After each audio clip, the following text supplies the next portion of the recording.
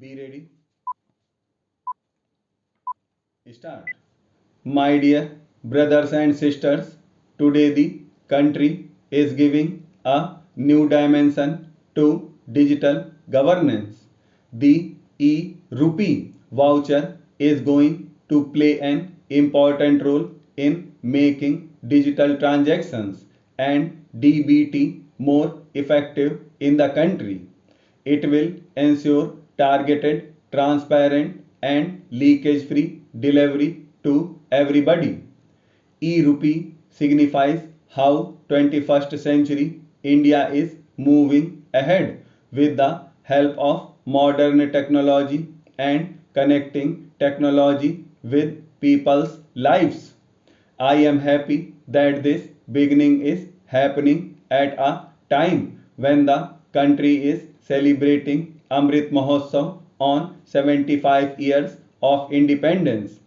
At such a time, the country has taken another important step of futuristic reform. Not only the government, if any general institution or organization wants to help somebody for treatment, education, or for any other work, it would be able to make the payment through e-rupee instead of cash. This will ensure that the money given by it will be used for the purpose for which that amount was given. In the initial phase, this scheme is being implemented in the health sector of the country. Suppose an organization involved in charity does not want to take advantage of the free vaccine scheme of the government of India but wants to contribute to private hospitals which are buying vaccines at a price. If it intends to vaccinate 100 poor people, it can give e-rupee vouchers to those 100 poor people. The e-rupee voucher will ensure that it is used only for vaccination and not for any other purpose. With time, more activities will be added to it. For example, if anybody wants to bear treatment expenses of somebody or to provide financial help for medicines and food to the TB patient or wants to provide food and nutrition related facilities to children and pregnant women. E-rupee will prove to be very helpful to him. That is, e-rupee in a way is person as well as purpose specific. The e-rupee will ensure that the purpose for which any help or any benefit is being given, it will be used for that only. If somebody wants to add 20 new beds in an old age home, then e-rupee voucher will be very helpful. If somebody wants to arrange food for 50 poor people in any area, then e-rupee voucher will help him. If anyone wants to arrange fodder in a gaushala, this voucher will help him too.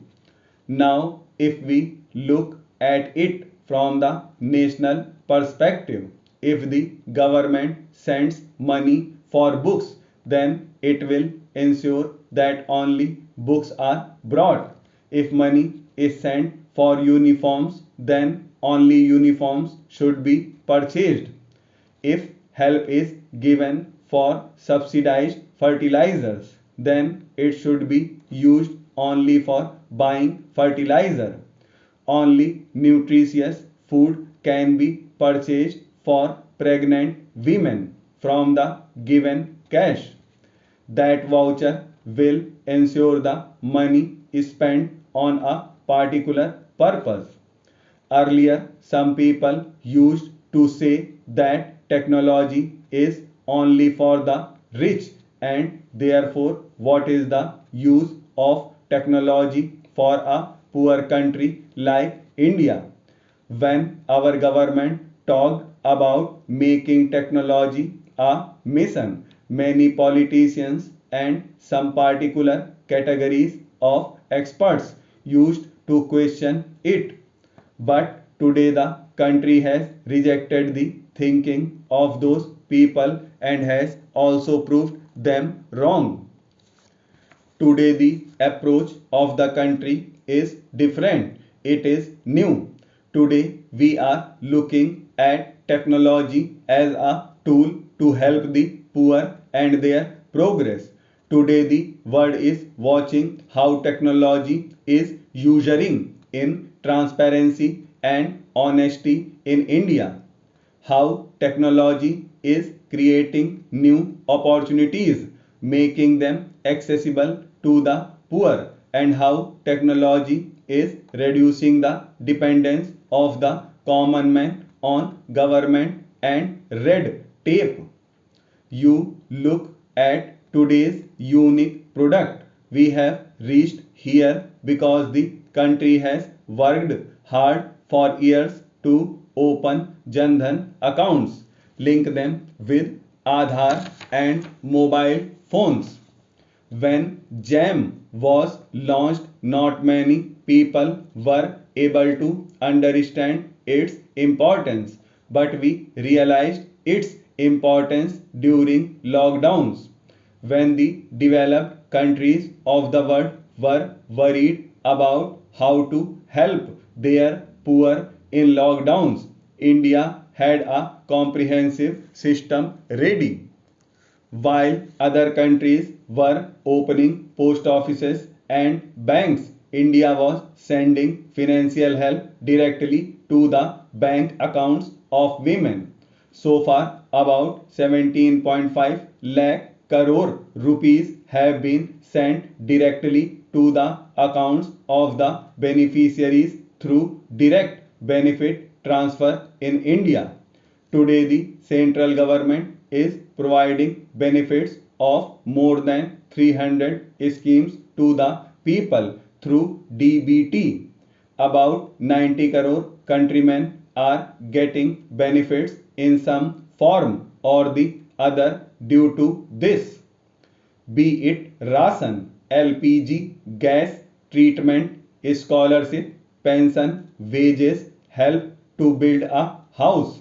Many such benefits are being extended through DBT. Under the PM Kisan Samman Nidhi, rupees 1.35 lakh crore has been directly transferred to the bank accounts of farmers. This time, about rupees 85,000 crore of wheat that has been procured from the farmers has been directly transferred to the bank accounts of the farmers. The biggest benefit of all these experiments has been that more than 1.75 lakh crore rupees of the country have been saved from falling into the wrong hands. India has proved to the world that it is second to none in adopting technology and making use of it. When it comes to innovations or the use of technology in service delivery, India has the ability to provide global leadership along with the developed countries of the world. The proper use of technology has a big role in the pace of progress that India has witnessed in the last 7 years. Did anyone imagine 8 to 10 years ago that crores of vehicles would pass through the toll booths without any physical transaction? This has become possible with FASTag.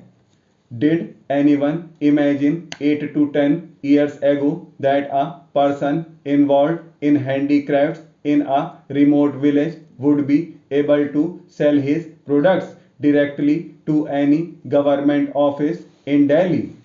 Today, this is possible. Government e-marketplace portal. I remember when the Bhim app was launched 4 years ago, I said that the day is not far when most of the business transactions would be digital instead of currency, notes, and coins. Then I had also said that this change would empower the poor, underprivileged, small traders, farmers, and tribal communities the most. Today we are experiencing this. Every month, new records of UPI transactions are being created. In the month of July, more than 300 crore transactions have been done, in which transactions worth rupees 6 lakh crore have taken place.